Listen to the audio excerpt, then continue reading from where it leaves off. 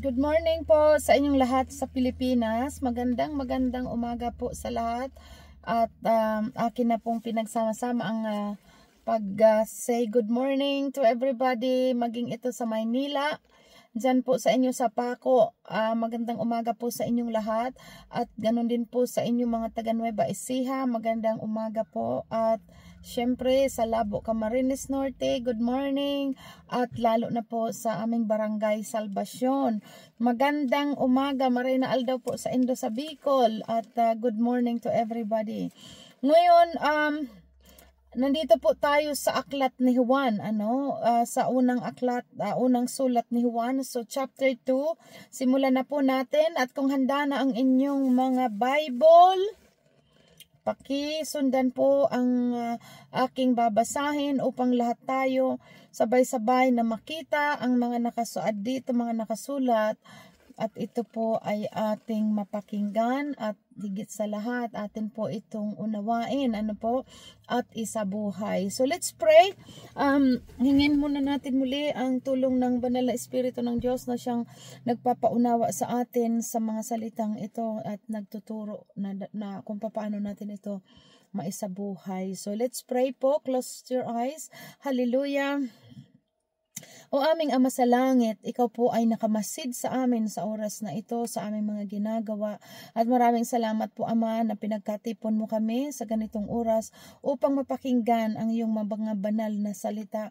Kaya naman po kami nagpapakumbaba sa iyong harapan sa oras na ito, O Diyos. Pakalinisin niyo po kaming lahat sa anumang kung may mga nagawa man ang sino man sa amin sa mali sa pag-iisip, sa salita at sa gawa. Kami po, O Diyos, ay nagpapalinis sa iyo upang maging malaya kang makapangmangusap sa aming lahat.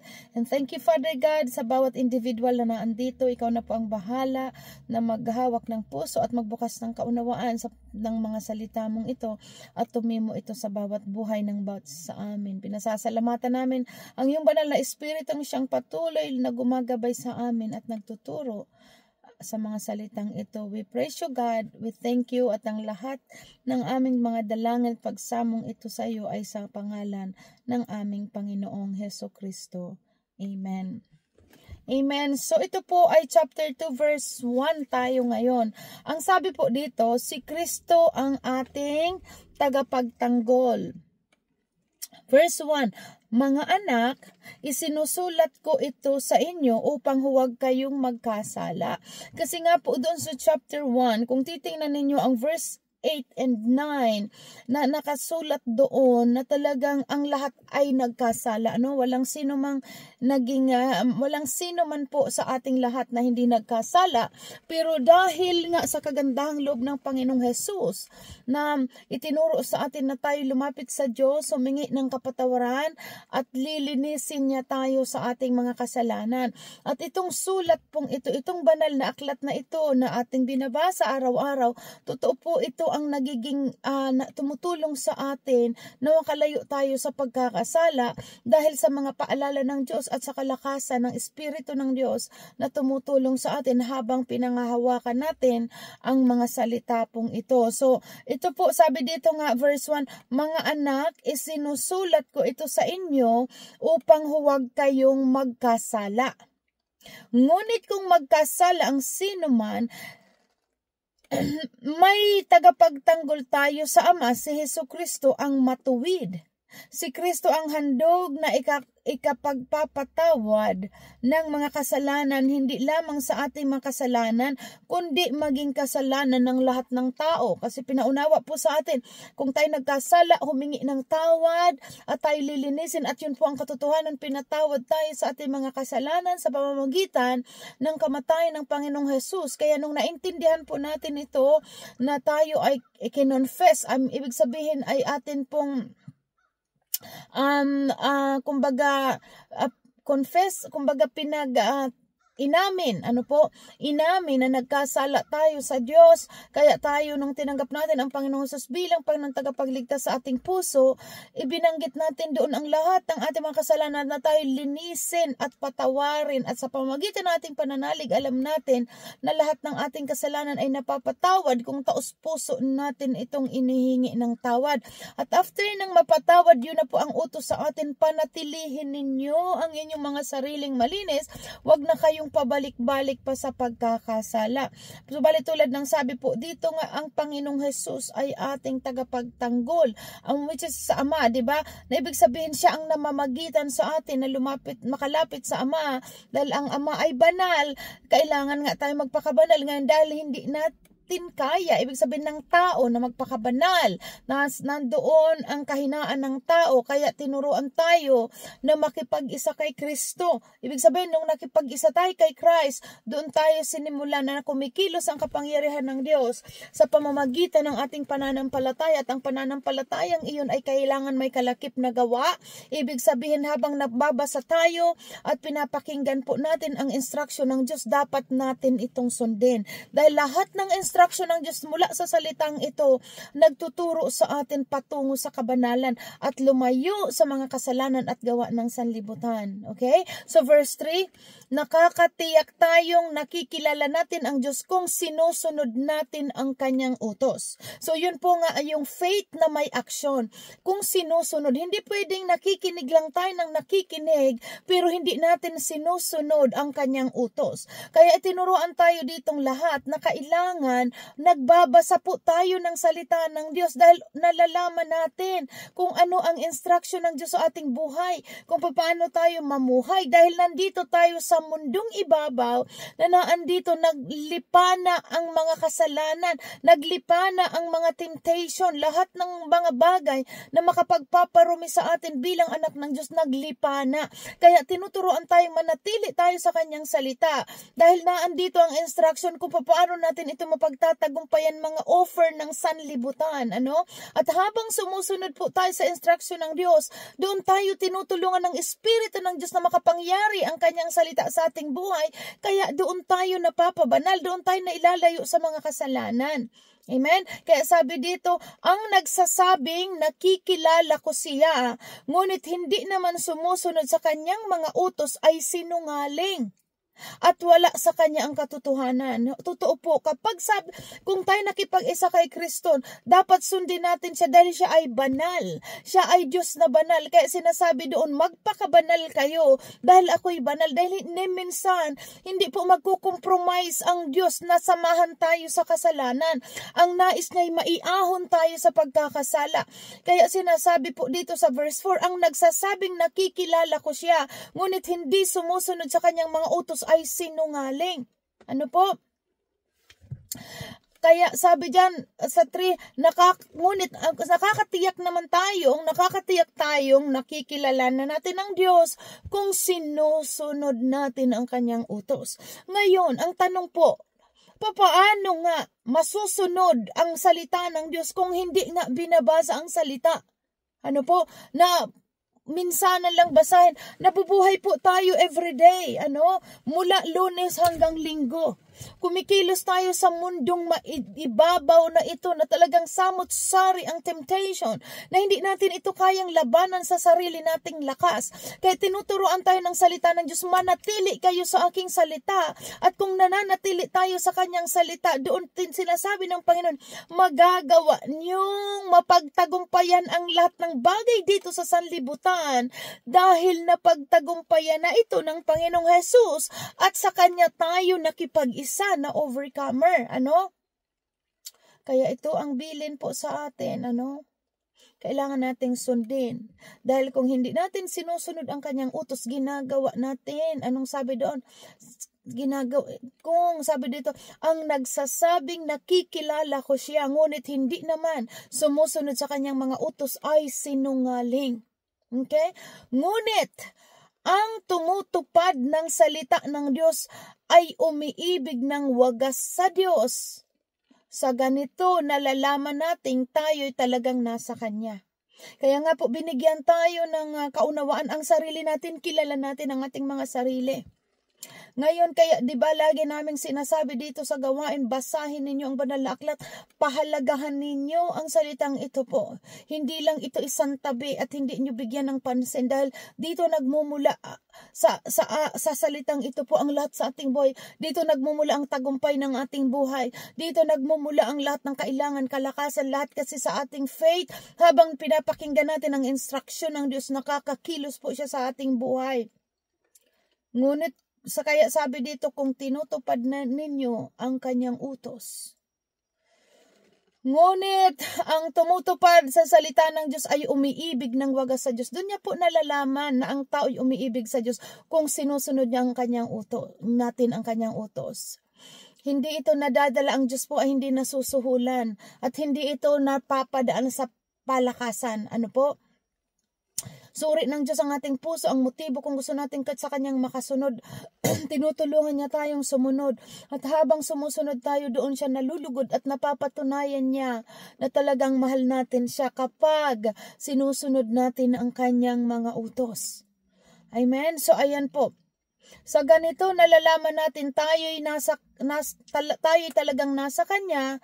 Sino mang nagsasabing nananatili siya sa Diyos ay dapat mamuhay tulad ng pamumuhay ni Kristo. Ayan po, tinuturuan tayo, Christ is a holy God. Hindi tayo pwedeng magsasabing banal, ay mahal natin ang Diyos, pero patuloy tayong gumagawa ng makasanlibutan. Kaya nga tulad ng sabi ko, hindi natin ito ma-overcome, gawain ng mundong ito na mga makasalanan sa mundo. Hindi natin ito kayang gawin sa sariling lakas. Wala tayong kakayahan. Alam yan ng Diyos na hindi natin kaya. Kaya tinuruan tayong makipag-isa sa Kanya. Ibig sabihin, unawain natin ang Kanyang salita at isabuhay. At kapag nakikita ng Diyos na isinasabuhay natin ang Kanyang salita, doon tayo tinutulungan ng Espiritu ng Diyos. Kaya mamamalayan mo, unti-unti ka nang nababago, unti-unti kang nakakaahon sa dating mga bagay na kasalanang ginagawa mo dahil yung pananampalataya mo, ang puso mo, nauunawaan ng Diyos na nais mong sumunod sa kalooban niya at doon ka tinutulungan. Kaya suri po ng Diyos ang nagsusumikap na makasunod sa kalooban niya. Kaya katulad ng sinasabi dito, ang sino mang nagsasabing nananatili siya sa Diyos ay dapat mamuhay tulad ng pamumuhay ni Kristo. Kaya ito ang ibig kong sabihin na dapat nagbabasa po tayong lahat ng salita ng Diyos. Hindi lang tayo nakadepend sa every Sunday, kundi saliksikin natin ito dahil ang bilang sa atin, basahin natin ito every day. Saliksikin natin ito po at dito natin, habang binabasa po natin ang salita ng Diyos, dito natin nasasalamin sa ating mga sarili, nagtutugma ba ang galaw natin sa salita ng Diyos.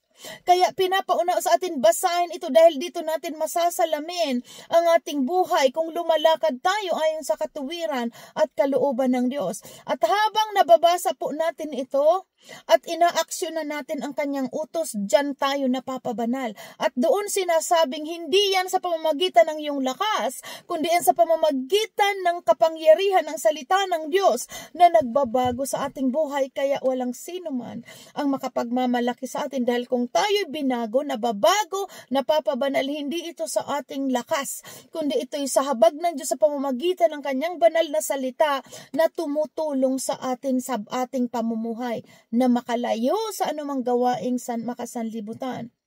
Verse 7, ang bagong utos.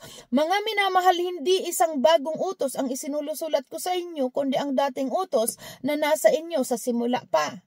Ito ang mensaheng narinig na ninyo, ngunit maituturing na isang bagong utos ang isinusulat ko sa inyo sapagkat napapawi na ang kadiliman at lumiliwanag na ang tunay na ilaw. Ang katotohanan ito ay nasaksihan sa buhay ni Kristo at nakikita naman sa atin. Kasi po makikita natin dito, yung pakikipag-isa natin kay Christ, talaga pong unti-unti talagang nakikita natin ang pagbabago ng ating buhay dahil dito sa kapangyarihan ng salitang ito. Verse 9, ang nagsasabing siya ay nasa liwanag, ngunit napupuot sa kanyang kapatid ay nasa kadiliman pa. Ang umiibig sa kanyang kapatid ay nananatili sa liwanag at hindi siya magiging sanhi ng pagkakasala ng iba. Ngunit ang napupuot sa kanyang kapatid ay nasa kadiliman pa. Lumalakad siya sa kadiliman at hindi niya nalalaman ang kanyang papupuntahan sapagkat binulag siya ng kadiliman. Kaya kung titingnan natin dito, sinabi bagong utos at alam nyo na ito kung ano ito. Dahil itong sinasabi ditong ang verse 9 and 10, 11, pinapaunawa po dito ang kahulugan ng mahalin mo ang iyong kapwa gaya ng iyong sarili. Yan po yung pinakamahalagang utos, pangalawa. Second, to the greatest command sa atin. Una, mahalin mo ang iyong Diyos ng buong puso't kalakasan, buong pag-isip at buong kaluluwa. Yan po ang unang utos. At ang pangalawang utos ay mahalin mo ang iyong kapwa gaya ng iyong sarili. Kaya pagdating dito sa verse 9, 10, 11, pinapaunawa dito kung kayo ay may kagalit at may kaaway. Ito po, sabi dyan, kayo ay nasa kadiliman pa. Kaya tinuturuan tayo na magpatawad. Dahil malinaw po dito sa verse 9, ulitin kong muli, ang nagsasabing siya ay nasa liwanag, ngunit napupo sa kanyang kapatid ay nasa kadiliman pa. Sabihin, kapag ikaw may kagalit-galit, kaaway, hindi po yan unawa na ikaw ay talagang nasa liwanag. Biblia po ang nagsasabi nito. Kaya tinuturuan tayo, i-release natin ang kapatawaran. Tandaan natin ang bili ng salita ng Diyos, patawarin ninyo ang nagkasala sa inyo. Kaya doon minsan naiisip natin na Lord, sila nang ang nagkasala, bakit ako pa ang magre-release ng kapatawaran? Di ba dapat sila ang mag-release ng ganitong bagay na dapat sila ang lumapit at humingi ng tawad? Tayo po ang kinakausap ng Diyos. Tayo ang naririnig natin ang salita ng Diyos. Patawarin mo ang nagkasala sa iyo at period. Walang question ask. Sundin natin ang Diyos. Dahil sabi ng Panginoon, doon niya nasusuri ang totoong nagmamahal sa Kanya ay ang sumusunod sa Kanyang utos. At ang utos niya dito, mahalin mo ang iyong kapwa gaya ng iyong sarili at magpatawad ka. Sabi dyan, ulitin ko, ang nagsasabing siya'y nasa liwanag, ngunit napupot sa kanya mga kapatid ay nasa kadiliman pa. Ang umiibig sa kanyang kapatid ay nananatili sa liwanag at hindi siya magiging sanhi ng pagkakasala ng iba. Ngunit ang napupuot sa kanyang kapatid ay nasa kadiliman pa. Ayan, lumalakad siya sa kadiliman at hindi niya nalalaman ang kanyang papupuntan sapagkat binulag siya ng kadiliman. So kaya tinuturoan tayo magpakumbaba. Talagang hilingin natin sa Diyos, Lord, tulungan mo kaming magpatawad dahil utos mo ito sa amin, mahal ka namin, gusto ka naming masunod, at kaya tulungan mo kami na matutong magpatawad sa mga taong nagkasala sa amin. So yun po ang itinuturo sa atin dito. And verse 2, sumusulat ako sa inyong mga anak sapagkat pinatawad na ang inyong mga kasalanan alang-alang sa kanyang pangalan. Sumusulat ako sa inyong mga ama sapagkat kilala ninyo siya na sa simula pa ay siya na. Sumusulat ako sa inyong mga kabataan sapagkat napagtagumpayan na ninyo ang masama. Sumusulat ako sa inyong mga anak sapagkat kilala ninyo ang Ama. Sumusulat ako sa inyong mga ama sapagkat kilala ninyo siya na sa simula pa ay siya na. Sumusulat ako sa inyong mga kabataan sapagkat malakas kayo, nananatili sa inyo ang salita ng Diyos. At nagpapagtagumpayan na ninyo ang masama. So, ibig sabihin, ito po, pinapaunawa ito sa atin na we can do all things through Christ. Huwag ninyong ibigin ang sanlibutan o ang mga bagay na nasa sanlibutan. Iyan po ang itinuturo sa atin dito. Huwag daw nating ibigin ang mga nasa sanlibutan o sa mga bagay na nasa sanlibutan. Ang umiibig sa sanlibutan ay hindi umiibig sa Ama. Kaya tinuruan tayo lahat dito sa bagay. Huwag natin ibigin ang mga bagay na sa sanlibutan. Amen? Huwag nating ibigin ang mga bagay na nasa sanlibutan. Tandaan po natin, itinuro sa atin dito sa sanlibutan, ano ang mga bagay na ito na nasa sanlibutan, na hindi na dapat natin ibigin, ang sabi dito, ang lahat ng nasa sanlibutan, ang pagnanasa ng laman, yan po pagnanasa ng laman, ang pagnanasa ng mata. Anong ibig sabihin? Unahin ko po muna ang pagnanasa ng laman. Pagnanasa ng laman, yan po nabanggit sa atin yung mga makalaman, na mga hilig, lahat ng mga uri na nagdudulot ng kasalanan. Ano po yung pagnanasa ng laman? Yung mga kahalayan, yung pakikiapid, pangangalunya, paninirang puri, lahat po yan, lahat na, alam po natin ang ibig sabihin ng mga makalaman, yung pagkakagalit-galit, ayan, pag-aaway-away, yan po yung mga makalaman, ang dami po ng mga gawa ng laman. So yan po ang sinasabi na yan ang bunga ng sanlibutan. At ano pa? Pagnanasa ng mata. Pagnanasa ng mata, ano ang mga ginagawa ng mata? Kung anong nakikita, di ba? Anong nakikita na nagkukos ng pagkakasala. Especially po ngayon, nababalitaan natin masyadong rampant ang internet. Kahit sino na lang pwede itong gamitin kahit saan. At ngayon, very rampant po, nababalitaan natin na talagang sa internet, sa cellphone, marami dyan na magkukos ng pagkakasala. Dahil marami dyan nakikita na mga ginagawang mga kahalayan, ginagawang mga karumaldumal, at yan ang gustong-gustong panuurin ng maraming makasanlibutan. Kaya be careful po sa ating, especially sa mga kalalakihan or sa mga talagang sa lahat na laging sa cellphone, laging marami dyan na nagkukos na ini-spread si Satanas na magkos ng pagkakasala ng mata. Mga pinapanood na hindi nararapat at walang kabanalan, mga pinapanood na puro mga kahalayan. Wina-warningan po tayo ng salita ng Diyos. Na iwasan ang mga bagay na iyan. At ang mga pagmamalaki sa buhay na ito, hindi nagmumula sa Ama, kundi sa sanlibutan.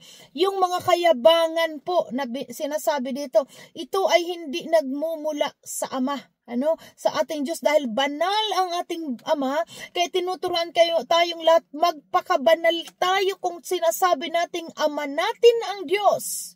Lumayo tayo sa kasalanan.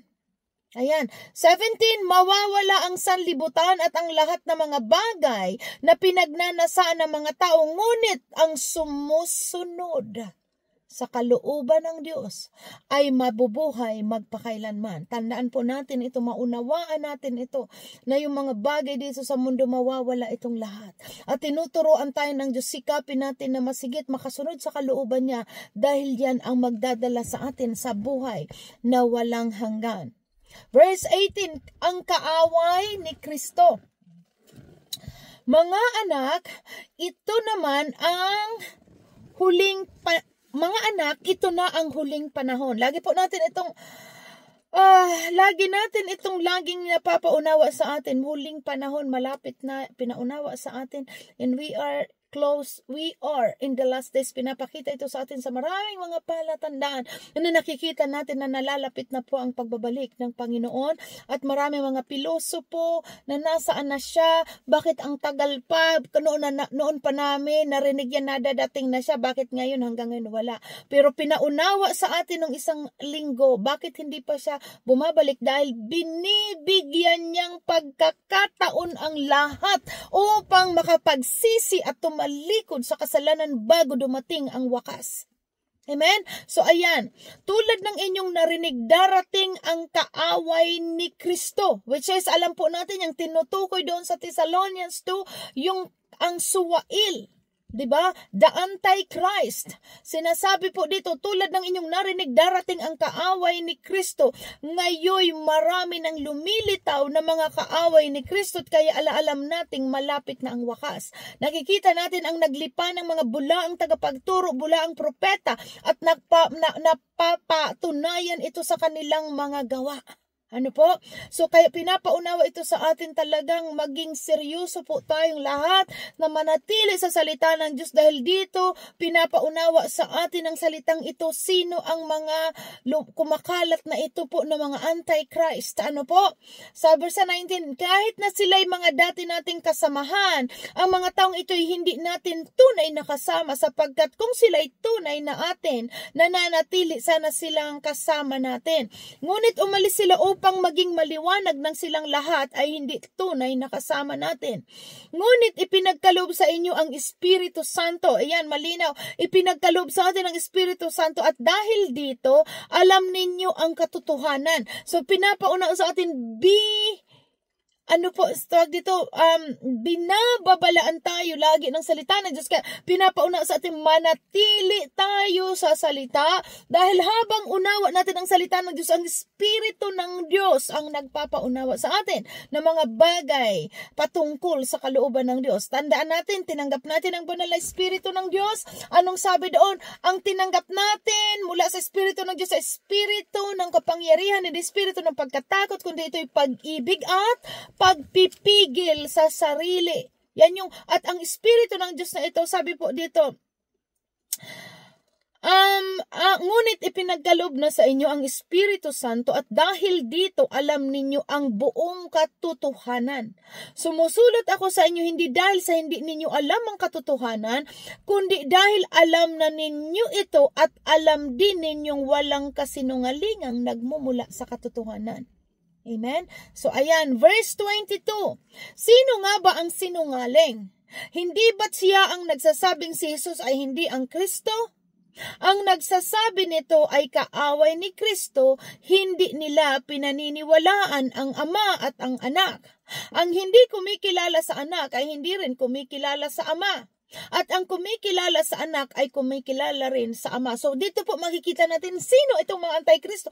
Ang hindi naniniwala na ang Panginoong Jesus ay Kristo po. Yan po ay anti-Christ. Marami tayong naririnig na ang Panginoong Jesus daw ay tao lamang at hindi Diyos. Marami tayong naririnig kaya nga sinasabi dito, ang hindi kumikilala sa Anak ay hindi rin kumikilala sa Ama. Ang kumikilala sa Anak ay kumikilala sa Ama. So, napakalinaw po ito, ano? So, kaya wag tayong basta-basta maniniwala. Katulad ng may mga lumalabas sa mga ibang simbahan na may mga ibang grupo na ang Panginoong Hesus daw ay tao lamang. Pero napakalinaw dito na ang Panginoong Hesus siya ay ang Kristo at ang Ama at ang Anak ay iisa. Amen? 24. Pakaingatan ninyo sa inyong puso ang narinig ninyo sa simula pa. Ito nga, kaya tinuturuan tayo, pakaingatan, panghawakan, panatilihin ang salitang ito sa ating puso. Sabi ito, pagkaingatan ninyo sa inyong puso ang narinig ninyo sa simula pa. Kung gagawin ninyo ito, mananatili kayo sa Anak at Ama. At ito naman ang ipinangako sa atin ni Kristo, ang buhay na walang hanggan. Verse 26, isinusulat ko sa inyo ito upang bigyan kayo ng babala laban sa mga taong nagnanais na iligaw kayo. So, malinaw po ano? Gayon pa man, ang Espiritong ipinagkaloob ni Kristo sa inyo, gayon pa man, ang Espiritu'y ipinagkaloob na ni Kristo sa inyo. So, yan yung Holy Spirit na nagbibigay sa atin ng discernment. Naunawaan natin kung ang kausap natin o nag-share ng salita ng Diyos, it is from God, ang kanyang itinuturo ito or ito ay nagmumula lamang sa kanyang sariling kaisipan. Kaya nga tinuturuan tayo, maging marunong kayo sa salita ng Diyos. Huwag lang kayong pakinig ng amen dyan. Huwag lang kayong kundi kayo mismo basahin ninyo ang salita ng Diyos dahil ito ang utos sa atin, basahin nyo ito araw at gabi upang matupad ninyo ang mga nakasulat dito at kayo magtagumpay at managana. At tulad ng sabi nila Pedro, alam kong alam nyo na ito, subalit ipapaalala ko pa rin ito sa inyo. Ano? So tumanggap tayo, sabi dito, tumanggap tayo ng Espiritu Santo. At habang ang Espiritu'y nananatili sa inyo, sa atin, sabi dito, hindi nyo na kailangang turuan pa kayo ng iba. Kasi ang ibig sabihin po dito, alam mo, kapag ikaw ay nagbabasa, naiintindihan mo ang kalooban ng Diyos na pinapalayo tayo nito sa mga kasalanan at gawaing sanlibutan. Kaya hindi ka na kailangang i-remind ng kaibigan mo, hindi ka na kailangang i-remind ni pastor o sino mang leader sa church, hindi ka na kailangang paalalahanan na mali ang ginagawa mo dahil mismo ang Holy Spirit ang kakausap sa puso mo na layuan mo ang masama. Amen? Dahil ang Espiritu ng Diyos ang nagko-convict sa ating puso kung ang ginagawa natin ay masama, tinuturuan tayo ng ating budhi na layuan at huwag ituloy ang masama at sundin ang kalooban ng Diyos. Amen?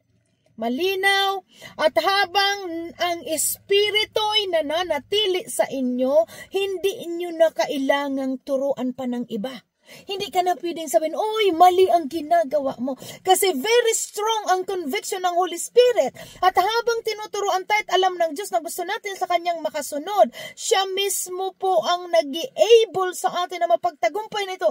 Gumagawa ang Diyos ng mga kaparaanan upang tayo mapalakas at makaiwas sa kasalanan. Yan ang trabaho ng Espiritu ng Diyos, nagpapaalala at nagpapaunawa ng salitang ito ng Diyos. Kaya ito ang ibig kong sabihin, ulit ko na naman. Kaya sinasabi ko sa ating lahat, magbasa ng salita ng Diyos upang nauunawaan ninyo ano ang iniuutos ng Diyos ayon sa Kanyang kalooban. At habang nauunawaan natin ang Kanyang utos ayon sa Kanyang kalooban, sinusunod natin ang Kanyang utos. Iyon ang nagpapatunay na mahal natin ang Diyos. Amen? So ayan, ang Espiritu ang nagtuturo sa inyo tungkol sa lahat ng bagay.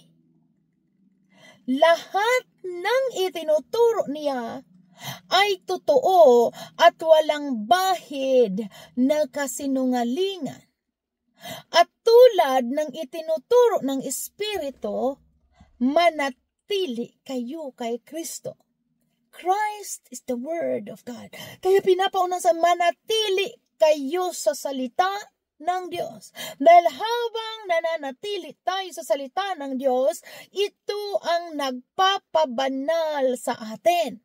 Kaya ang tao, makikita natin ito sa ating buhay at sa mga kakilala natin na kapag ang taong ito isinasabuhay ang salitang kanyang napapakinggan, makikita niya ito sa kanyang buhay o makikita at sa kanya ng mga kakilala na nababago nga ang buhay. Dahil sinusunod niya ang utos ng Diyos at doon napapatunayang kayo nga'y mga anak ko, sabi ng Panginoong Hesus. Kaya dahil ang sabi ng Ama, magpakabanal kayo dahil ako'y banal. Last 28, kaya nga mga anak, manatili kayo sa Kanya upang maging panatag ang ating loob sa muling pagparito niya at nang hindi tayo mahiya sa Kanya sa araw na iyon. Kung alam ninyong si Kristo'y masunurin sa kalooban ng Diyos, dapat din ninyong malaman na ang bawat sumusunod sa kalooban ng Diyos ay anak ng Diyos. Dahil sabi din, nakita natin ang Panginoong Hesus nung nandito pa siya sa lupa, hindi ang gusto niya ang nasunod. Hindi ang kundi ang kalooban ng Ama. Maalala natin, ang Panginoong Hesus, ang dalangin niya noon, bilang tao pa siya noong nang lumalakad dito sa lupa para ma-fulfill ang kalooban ng Ama. Bilang tao, lumakad siya dito, nagugutom, nauuhaw, diba? Nasasaktan, para mamatay, para ibayad sa ating mga kasalanan. Naalala ninyo? Anong sabi ng Panginoong Hesus nung nanalangin siya, nung malapit na siyang ipagkanulo at ipapatay? Anong sabi niya? Ama ko, kung maaari lamang, hindi na mangyari itong saro ng paghihirap. Subalit hindi ang kalooban ko ang masusunod, kundi ang kalooban mo. Ngayon, dahil tayo'y tagasunod ni Kristo, ang pinapaunawa sa atin dito, dapat ganun ang ating gagawin, ganun din ang ating kaisipan, na may mga gusto tayong gawin, pero dahil ang Diyos dapat ang nasusunod sa atin, dapat ganun tayo, na hindi ang gusto natin ang masunod, kundi ano ang kalooban ng Diyos Ama. Amen? kung alam ninyong si Kristo'y masunurin sa kalooban ng Diyos, dapat din ninyong malaman na ang bawat sumusunod sa kalooban ng Diyos ay anak ng Diyos. Kaya tayong nagsasabing nananalangin, Our Father is who art in heaven, tayong mga nanalangin ng Ama ko, dapat nating sundin ang kalooban ng Ama. Hindi ang gusto natin ang dapat masunod, kundi ang kalooban ng Ama. At saan natin matatagpuan ang mga kalooban ng Ama na tinuutos sa atin na dapat gawin ay nagmumula dito sa salitang itong ating napapakinggan. Kaya tinuturuan tayo, unawain natin at alamin ang kanyang banal na salita dahil dito tayo napapabanal, dito tayo natuturuang sumunod sa kalooban ng Diyos. Amen? So, purihan po ang Diyos. Diyan na muna uli ako magtatapos at salamat sa kanyang salita. Closing prayer. Hallelujah. Purihan ka aming Ama sa langit. Alam na paunawa no naman po sa amin, O Diyos, na kapag kami nananatili sa iyong salita, kami ay tunay na pinaunawa mo sa amin na pinagkaluban niyo kami ng banal na Espiritu mo, O God. At ang banal na Espiritu mo ang patuloy nagtuturo sa amin sa lahat ng bagay. Lahat ng bagay na mabuti ay nagmumula sa iyo. At dito mo kami tinuturuan, pinapaalalahanan kung paano sumunod, at habang sinusunod namin ang instructions ng iyong banal na salita, tunay, O Diyos, na dito mo kami inaahon sa mga maling gawa, inilalayo sa mga gawain ng makasanlibutan. Kaya pinupuri ka namin, dakilang Diyos na banal, at sa lahat ng nakaabot at nakarinig ng salitang ito, O Diyos, dalangin namin lahat na hindi lamang mga tagapakinig ang lahat ng nandito, kundi isagawa ang bawat napapakinggan upang maranasan namin ang kapangyarihan mo sa pagsunod na ito at mapapatunayan namin na tunay nga kaming iyong mga anak. Kaya salamat po, Ama, pinupuri ka namin, pinasasalamatan, at ang lahat ng ito ay pasasalamat namin sa iyo sa ngalan ng aming Panginoong Hesukristo. Amen. Amen. So God bless everybody hanggang sa linggo muli. God bless. Bye.